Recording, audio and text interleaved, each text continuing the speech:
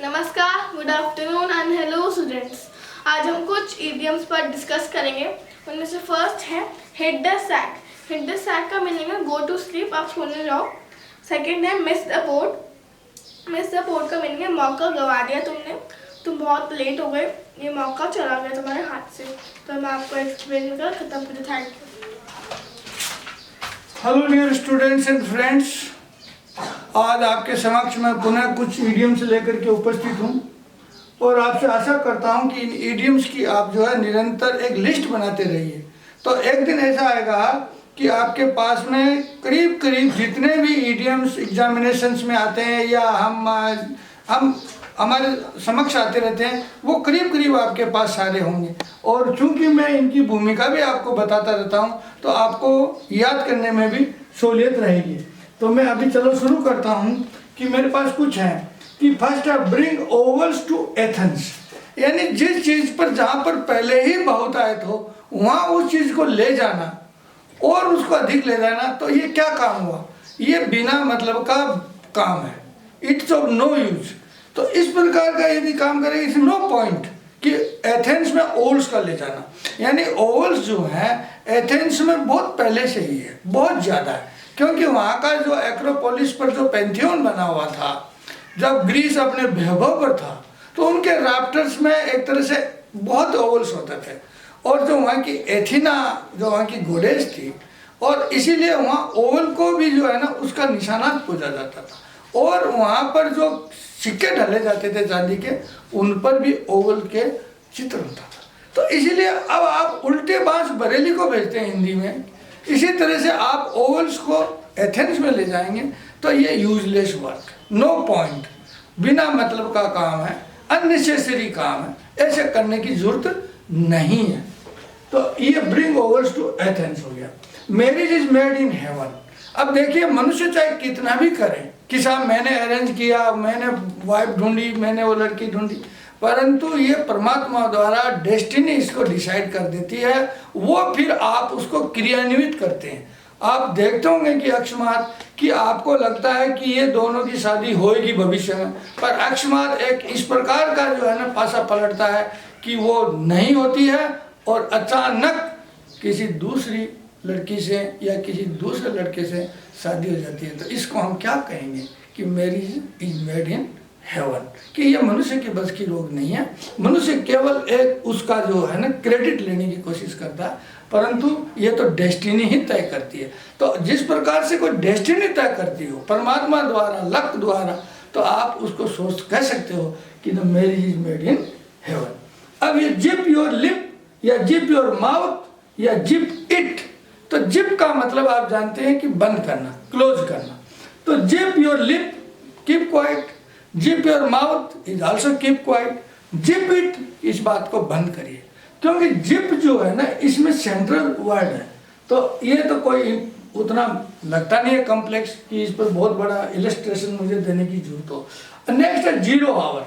ये zero hour बड़ा important है कि जो लेजिस्लेचर्स हैं, जो पार्लियामेंटेरियंस हैं, जो लेजिस्लेटिव असेंबली के मेंबर्स हों या पार्लियामेंट के मेंबर हों, तो वो जो बहस करते हैं तो 1 घंटा बीच का इस प्रकार का नियुक्त किया जाता है जिसमें कोई भी सदस्य बिना पूर्व नोटिस दिए हुए, बिना कोई कार्य हुए, अपने क्षेत्र से संबंधित विशेष मुद्दे को सभापति की, अध्यक्ष महोदय की सहमति से उसको सदन में उठा सकता है और उसको सारे सदन को, सदन के मार्फत पूरे देश को उसमें उसको बता सकता है कि वहाँ की यह समस्या है, उस समस्या को हटा सकता है। तो जीरो आवर जो है लेजिस्लेटिव असेंबली हो या पार्लियामेंट हो या पार्लियामेंट ऑफ द पीपल हो, उसमें बहुत इम्पोर्टेंट है। और ये बहुत ही हर मेंबर को अपनी बात, अपने क्षेत्र की बात, अपने क्षेत्र से संबंधित समस्याओं की बात उठाने का ये बहुत बढ़िया मौका रहता है। इसको, इस घंटे को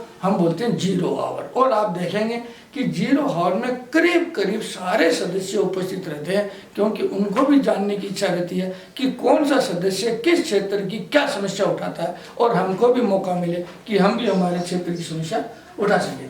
now zero tolerance. Zero tolerance का मतलब है no tolerance.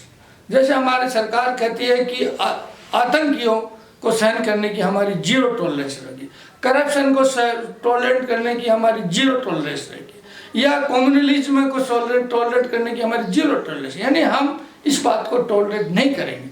No tolerance is zero tolerance.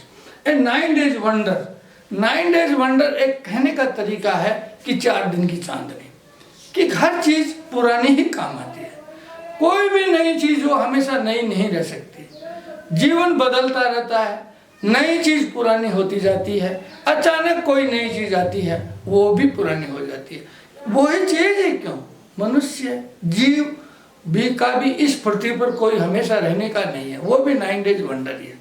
तो इसके बारे में जो है ना कई इसके है कि साहब एक 16वीं शताब्दी में एक सज्जन ऐसे थे, एलिजाबेथ के जहाँ राज था, तो उसने क्या है कि पूरा 100 माइल तक डांस करता हुआ 9 दिन में गया। हालांकि 9 दिन में नहीं गया था, कई हफ्ते लगे थे, परंतु उसको बोलते थे 9 days वंडर। इसी तरह से मैं एक आपके साथ शेयर करना चाहता हूँ। जॉर्ज हर्बर्ट ने अपनी जो एक कविता है, किताब है टेम्पल, उसमें उन्होंने लिखा है कि the breaks of life are but a 9 days wonder.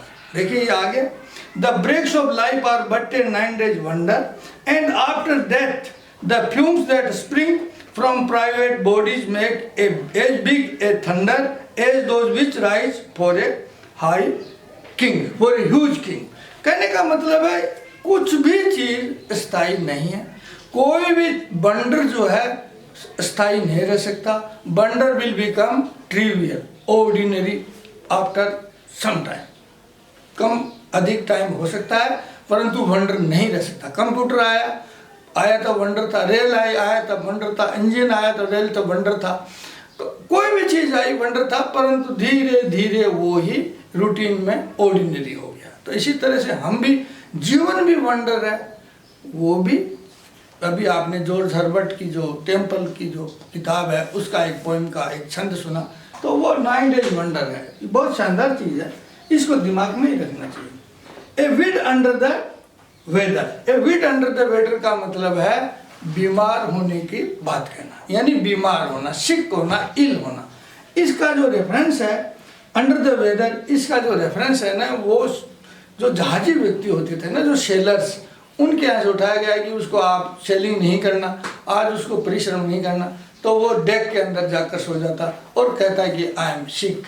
तो a bit under the weather का मतलब है I am not well, I am sick, I am ill. तो if you are ill then you can say that a bit under the weather. Jigged before you jacked, ये zig zag से आया कि जो काम आपको पहले करना चाहिए था बाद में करना चाहिए था, बाद वाला काम पहले किया, पहले वाला काम बाद किया। तो इस प्रकार से आपने एक ऑर्डरली जो है, जो रूटीन है वो नहीं फॉलो किया।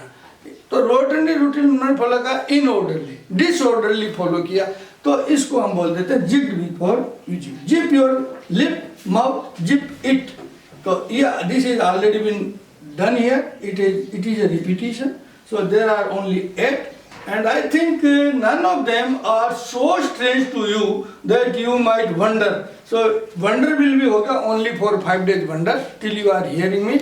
उसके बाद they should all become written to you.